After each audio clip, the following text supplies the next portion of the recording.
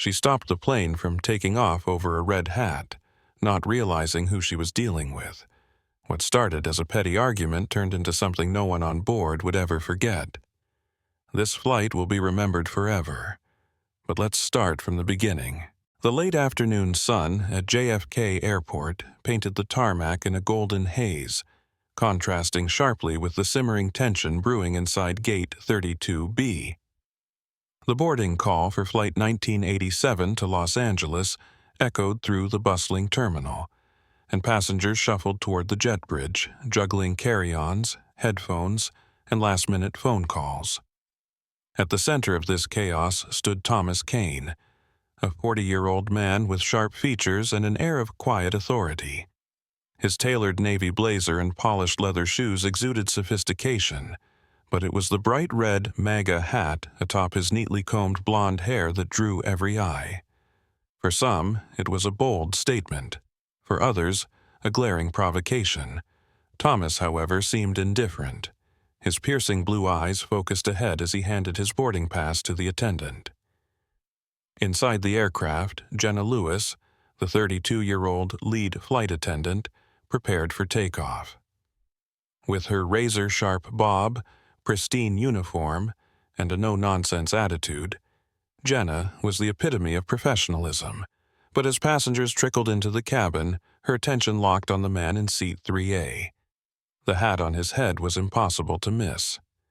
Jenna's stomach churned. She'd dealt with unruly passengers, but this was different. To her, the hat wasn't just a piece of clothing. It was a reminder of countless arguments, sleepless nights, and the weight of a deeply divided world. "Excuse me, sir," Jenna said, as she approached Kane, her tone polite but firm. "I'm going to have to ask you to remove your hat." Kane looked up, his brows furrowing slightly. "Is this an airline policy I'm unaware of?" he asked, his voice calm yet edged with quiet defiance. Jenna straightened her posture, her professional smile strained. "It's not a formal policy, but we strive to ensure all passengers feel comfortable." Kane held her gaze, unflinching. "I'm comfortable. I hope everyone else can manage." The tension between them was palpable, drawing the attention of nearby passengers. Jenna's jaw tightened. She turned sharply, making her way to the cockpit. Minutes later, the intercom crackled to life. "Ladies and gentlemen, due to a safety concern, we'll be delaying takeoff briefly. Thank you for your patience." The announcement sent a ripple of murmurs through the cabin.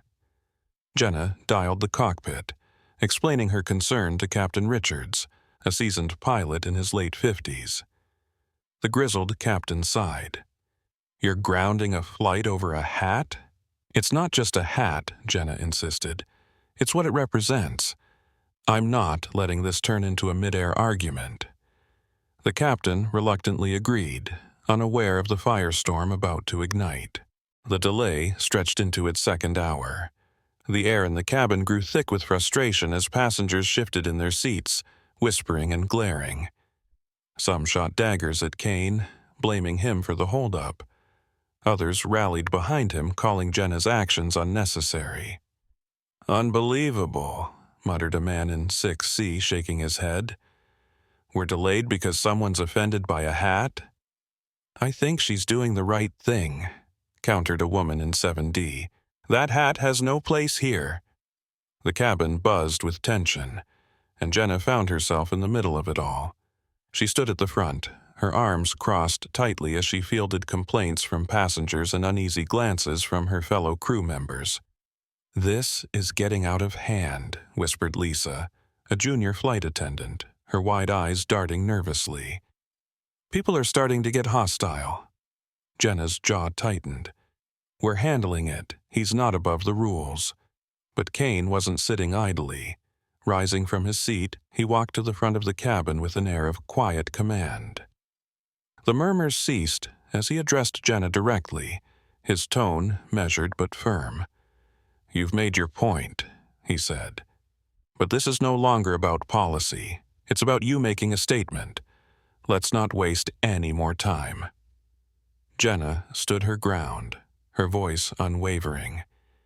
"This is about ensuring the safety and comfort of everyone on board."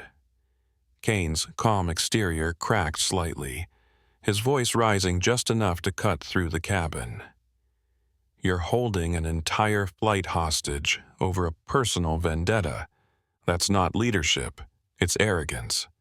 The passengers erupted, some cheering Kane's boldness, while others backed Jenna's stance. The scene devolved into a cacophony of voices, and Kane raised his hand to silence them.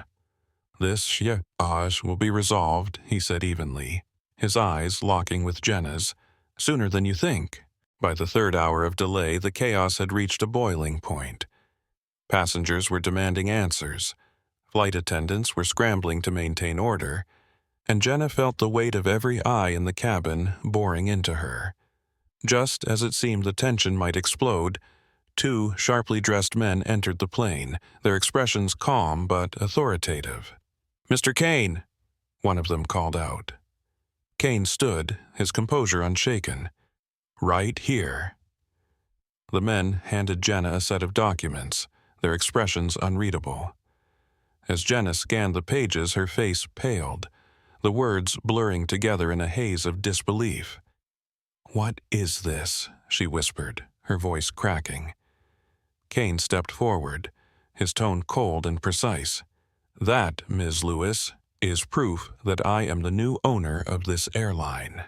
And as of now, this flight is proceeding without further delays." The cabin fell silent, the weight of Kane's words sinking in. Jenna's confidence crumbled as she stepped aside, her mind racing.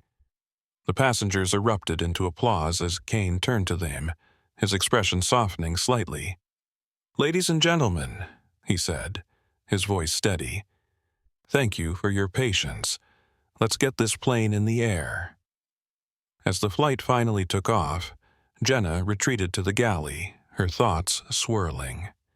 Kane, meanwhile, settled back into his seat, his MAGA hat resting proudly in his lap.